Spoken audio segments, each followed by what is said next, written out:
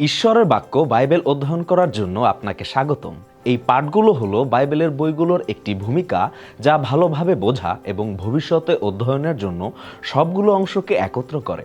আপনাকে যোগ দেওয়ার জন্য ধন্যবাদ, কারণ আমরা এটিকে বোঝার এবং কিভাবে আমাদের জীবনে এই সত্যকে প্রয়োগ করা যায় তা শিখছি। বাইবেলের প্রতিটি বই অধ্যয়ন করার আগে কিছু প্রশ্নের উত্তর জানা প্রয়োজন। প্রথমত, বাইবেল কি? দ্বিতীয়ত, বাইবেলের উদ্দেশ্য কি? আর শেষটি হলো কিভাবে আমাদের এটি পড়া উচিত। বাইবেলকে দুই ভাগে ভাগ করা হয়েছে, যেগুলোকে আমরা খ্রিস্টিয়ানেরা বলি নিয়ম। এই নিয়মগুলোকে আরও ৬৬টি বইয়ে ভাগ করা হয়েছে। যদি কেউ প্রতিটি বই জরিপ করেন, তাহলে তিনটি বিষয় দেখা প্রয়োজন।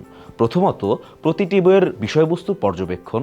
দ্বিতীয়ত, প্রতিটি বইয়ের রূপরেখা পর্যবেক্ষণ। এবং সবচেয়ে গুরুত্বপূর্ণ, প্রতিটি বইয়ের বিষয়বস্তু বোঝা এবং কিভাবে তা আমাদের ব্যক্তিজীবনে যুক্ত করা যায় তা বোঝা।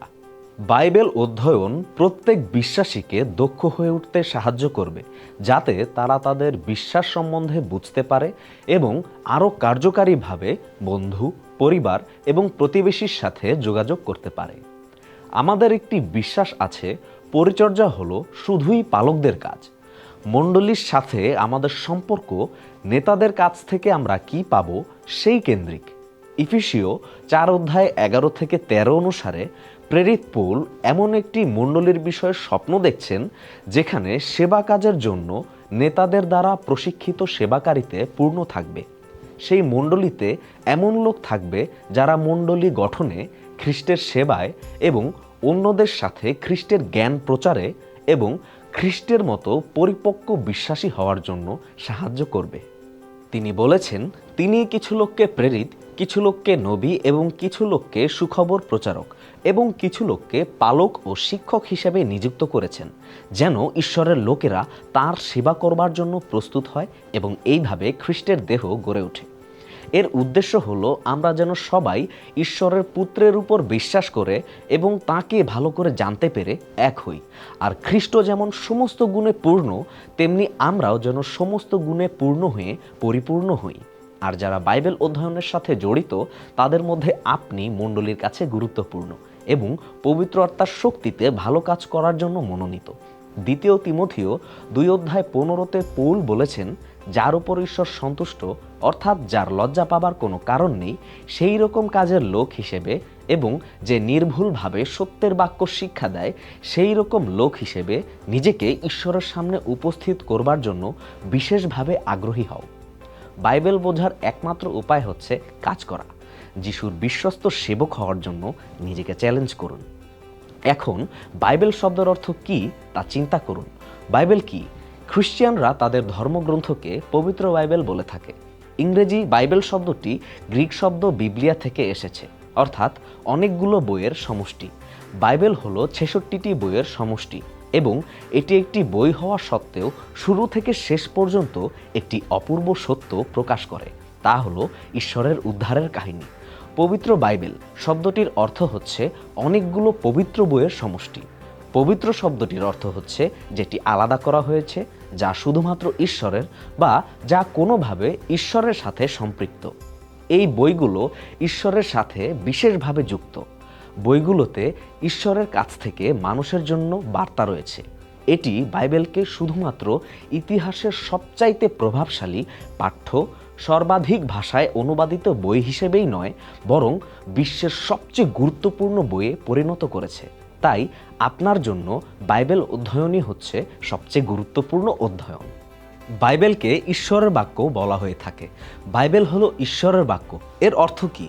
2 তিমথিও 3:16-17 পদে প্রেরিত পৌল লিখেছেন, পবিত্র শাস্ত্রের প্রত্যেকটি কথা ঈশ্বরের কাছ থেকে এসেছে এবং তার শিক্ষা, চেতনাদান, সংশোধন এবং সৎ জীবনে গড়ে উঠবার জন্য দরকারি, যাতে ঈশ্বরের লোক সম্পূর্ণভাবে উপযুক্ত হয়ে ভালো কাজ করবার জন্য প্রস্তুত হতে পারে। এর মানে হলো বাইবেলকে ঈশ্বরের দেয়া একটি অনুপ্রেরণা হিসেবে সত্যের বিষয়ে শেখা এবং আপনি যাতে নিজের জীবনের ভুলগুলো বুঝতে পারেন সেই বিষয়ে আপনাকে সুদৃঢ় করা এবং ঠিক কাজটি করতে সাহায্য করার জন্য প্রকাশ করা হয়েছে।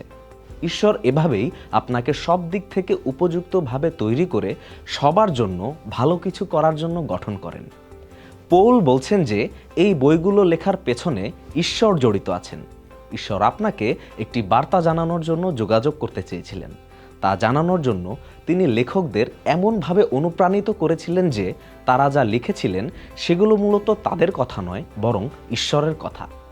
প্রায় 1500 থেকে 1600 বছরের মধ্যে লেখকদের ভাববাণীমূলক লেখাগুলো অনুপ্রাণিত লেখা হিসেবে স্বীকৃতি পায়, যা একত্রে পবিত্র বাইবেল হিসেবে সংগৃহীত করা হয়। যে প্রক্রিয়ার মাধ্যমে ঈশ্বর মানুষকে বইগুলো লিখতে প্রভাবিত করেছিলেন তাকে বলা হয় অনুপ্রেরণা। পৌল বলেন যে বইগুলো ঈশ্বরের কাছ থেকে অনুপ্রেরণার মাধ্যমে এসেছে। অনুপ্রেরণার গ্রিক শব্দের আক্ষরিক অর্থ হচ্ছে ঈশ্বর নিঃশ্বসিত। বইগুলো লেখার জন্য পবিত্র আত্মা এই ব্যক্তিদেরকে নিঃশ্বাসের মতো অনুপ্রেরণা দিয়েছেন। বাইবেলকে 2 পিতর 1:16 পদ এবং 20-21 পদ এভাবে বর্ণনা করে। আমাদের প্রভু যীশু খ্রিস্টের শক্তি ও তার আসবার বিষয়ে তোমাদের কাছে জানাতে গিয়ে আমরা কোনো বানানো গল্প বলিনি। তবে সব কিছুর উপরে এই কথা মনে রেখো যে শাস্ত্রের মধ্যেকার কোনো কথা ভাববাদীদের মন গড়া নয়, কারণ নবীরা তাদের ইচ্ছে মতো কোনো কথা বলেননি। পবিত্র আত্মার দ্বারা পরিচালিত হয়েই তারা ঈশ্বরের দেওয়া বাক্য বলেছেন। তাই প্রেরিত পৌল যখন 2 তিমথিও 3:16-17 পদে বলেন বাইবেলের অলৌকিক বিষয়টি অনুপ্রেরণার একটি প্রক্রিয়ার মধ্য দিয়ে এসেছে, পিতর এখানে বলেছেন অনুপ্রেরণা কি। সেই ব্যক্তিরা এই বইগুলোতে যা লিখেছিলেন সেগুলো তাদের মধ্য থেকে আসেনি, ঈশ্বরের কাছ থেকেই এসেছে। বইগুলোর সমস্ত লেখাই ঈশ্বরের হৃদয় থেকে এসেছে। ঈশ্বর তার কথাগুলো পবিত্র আত্মার মাধ্যমে মানুষের কাছে পৌঁছে দেন। একই সাথে ঈশ্বরের আত্মা বইগুলো লেখার জন্য পৃথক ব্যক্তিকে ব্যবহার করেছেন এবং সেক্ষেত্রে তাদের ব্যক্তিত্ব ও ধরনকে ব্যবহার করেছেন। পবিত্র আত্মা এই ব্যক্তিদেরকে লেখার জন্য নির্দেশনা দিয়েছেন, কিন্তু মূল বার্তাটি তাদের জন্য নয়। যখন শাস্ত্রগুলো প্রকাশ করা এবং লেখা হয়েছিল তখন ঈশ্বরের আত্মা এবং মানুষের মধ্যে শক্তিশালী একটি সম্পর্ক ছিল। পিতর বহন করা শব্দটিকে বোঝানোর জন্য ফেরো নামের চমৎকার একটি গ্রিক শব্দ ব্যবহার করেছেন। যেসব এলাকায় অনেক জল আছে সেখানে লোকেরা এক পার থেকে অন্য পারে যাবার জন্য ব্রিজের পরিবর্তে ফেরি ব্যবহার করে। গ্রিক ভাষায় বহন করা বলতে ফেরো শব্দটিকেই বোঝায়। এজন্যই পিতর বলেছেন ঈশ্বর এই লোকদেরকে বহন করে তার পরিকল্পিত জায়গায় নিয়ে গিয়েছেন। বাইবেলের বইগুলো কখন লেখা হয়েছিল বা কখন এর লেখকেরা বেঁচে ছিলেন তার উপর ভিত্তি করে সংযুক্ত করা হয়নি। 66টি বইকেই তাদের নির্দিষ্ট ধরন অনুযায়ী সাজানো হয়েছে। বাইবেলের বইগুলো 2টি অংশে বিভক্ত। প্রথম ভাগ হলো পুরাতন নিয়ম, যার মধ্যে রয়েছে 39টি বই, আর অন্যটি হলো নতুন নিয়ম, যার মধ্যে রয়েছে 27টি বই। এটি সবসময় একরকম ছিল না। যেমন যিশুর সময়ে পুরাতন নিয়ম এবং নতুন নিয়ম বলে আলাদা কিছু ছিল না। নতুন নিয়ম তখনও লেখা হয়নি, তাই যিশুর সময়ের বইগুলোকে ঈশ্বরের বাক্য বা শাস্ত্র বলা হতো। নতুন নিয়ম লেখার পরে এবং সবগুলো বই একত্রিত করার পরই পুরাতন নিয়ম ও নতুন নিয়ম হিসেবে 2টি ভাগ করা হয়। পুরাতন নিয়মের বইগুলোর মূল বার্তা হলো যিশু আসছেন। শাস্ত্রানুযায়ী সৃষ্টির শুরুতে ঈশ্বর ও মানুষের মধ্যে দারুণ ঐক্য ছিল। ঈশ্বর মানুষকে স্বাধীন ইচ্ছা দিয়ে তৈরি করেছিলেন, কিন্তু মানুষ ঈশ্বরের কাছ থেকে দূরে সরে যাওয়াকে বেছে নিল। ঈশ্বর বিদ্রোহ বা অবাধ্যতাকে কখনো প্রশ্রয় দেন না বলে তাঁর সাথে মানুষের সম্পর্ক বিচ্ছিন্ন হলো। ঈশ্বরের সাথে মানুষের এই বিচ্ছিন্নতাই হলো প্রধান সমস্যা, যেটি নিয়ে শাস্ত্র কাজ করে। পুরাতন নিয়মে ঈশ্বর বলেছেন, আমি এই বিচ্ছিন্ন সম্পর্ক উদ্ধারের জন্য কিছু একটা করব। নতুন নিয়মে ঈশ্বর বলেছেন, এখন আমি সেই বিচ্ছেদের বিষয়ে কিছু করেছি, তুমি কি আমাকে বিশ্বাস করো? দেখুন, পুরাতন নিয়মের বইগুলো বলে যে যিশু আসছেন এবং তিনি ঈশ্বর ও তাঁর সৃষ্টির সাথে বিচ্ছিন্ন হয়ে যাওয়ার সম্পর্ক পুনরুদ্ধার করবেন। নতুন নিয়ম এই সুখবর বলে যে যিশু এসেছেন এবং তিনি এই বিচ্ছিন্ন হয়ে যাওয়ার সম্পর্ক পুনরুদ্ধার করেছেন। মার্কের সুসমাচারের 2টি শব্দ সম্পূর্ণ নতুন নিয়মের সারমর্ম প্রকাশ করে। তা হলো মার্ক 1:9 পদ, যিশু এসেছেন। পুরাতন নিয়মের বইগুলোকে 4 ভাগে সাজানো হয়েছে। প্রথমটি হচ্ছে তোরা, যাকে পেন্টাটুক বা পঞ্চপুস্তকও বলা হয়। এগুলো সৃষ্টির শুরু থেকে ঈশ্বর ও মানুষের সম্পর্ক, মানুষের পাপে পতন এবং মহাবন্যার সমস্ত ঘটনা প্রকাশ করে। এগুলো অব্রাহাম, ইসহাক, যাকব, যাকে ইসরায়েলও বলা হয়, এবং তার সন্তানদের মধ্য দিয়ে ঈশ্বরের প্রতিজ্ঞাগুলোকে বর্ণনা করে। এগুলো মহান নবী মসির উত্থান সম্পর্কে বলে, যিনি ইসরায়েলীয়দেরকে মিশরের দাসত্ব থেকে উদ্ধার করে তাদের জন্য ঈশ্বরের ব্যবস্থা প্রতিষ্ঠা করেন এবং সেই দেশের কাছাকাছি নিয়ে আসেন যেটি ঈশ্বর অব্রাহাম ও তার সন্তানদেরকে দেবার প্রতিজ্ঞা করেছিলেন।